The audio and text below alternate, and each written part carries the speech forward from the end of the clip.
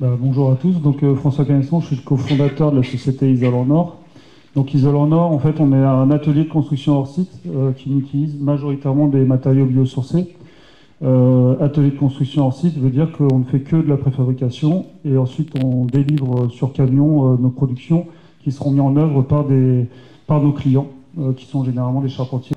Donc, l'ambition de l'entreprise qui a été créée il y a 2 ans maintenant, c'est de construire, de faire de la construction, de faire de la rénovation pour demain et pour toujours. Donc pour demain, pour la partie, on va dire, durable, c'est-à-dire l'utilisation de matériaux biosourcés, l'ossature bois, des isolants biosourcés, et pour toujours, puisqu'on fait de la fabrication suivant les normes du bâtiment, dont la marque Ecotech, dont je vais parler juste après.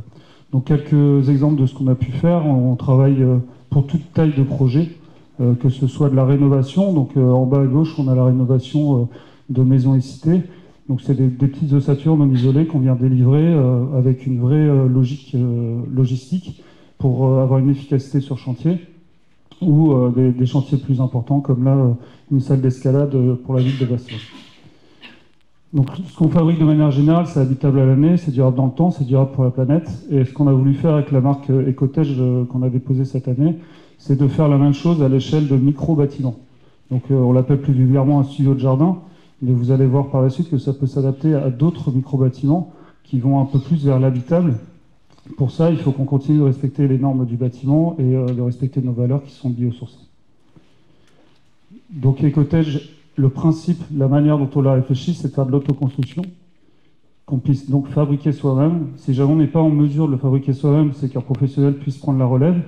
Comme on suit les règles de la construction, un professionnel peut poser sa décennale dessus.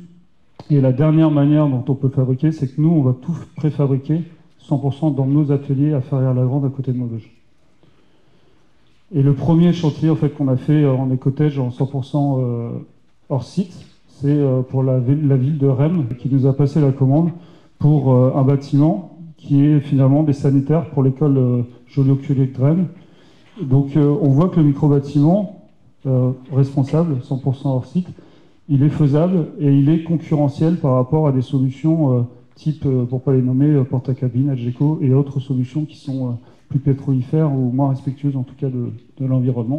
Donc là, on a un bâtiment qui a été déplacé directement, qui a été fabriqué en 11 semaines, en sachant que dedans, on avait les 4 semaines de congé. Donc voilà.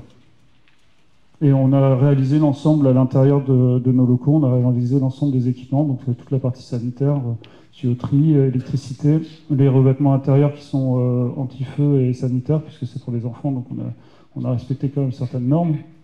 Ossature bois, isolation, donc ouate de cellulose. Le bardage que vous avez, donc c'est du bois non raboté, c'est de l'Aulne et des Hauts-de-France, qui a été posé en clairbois. Voilà.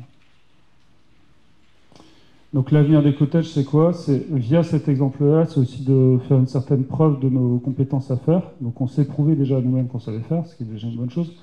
Mais l'étape d'après, c'est en fait ce genre de système de ruches d'entreprise ou de village ou d'éco-village, où là, l'idée, c'est de faire ces systèmes de pods ou d'habitats, de micro-habitats à l'échelle, enfin en lot, et de pouvoir en fait créer directement des ruches très rapidement, de sortir certaines personnes de la précarité et de l'urgence, notamment, de voir ça aussi pour les loisirs, de voir ça comme un centre d'affaires 3.0.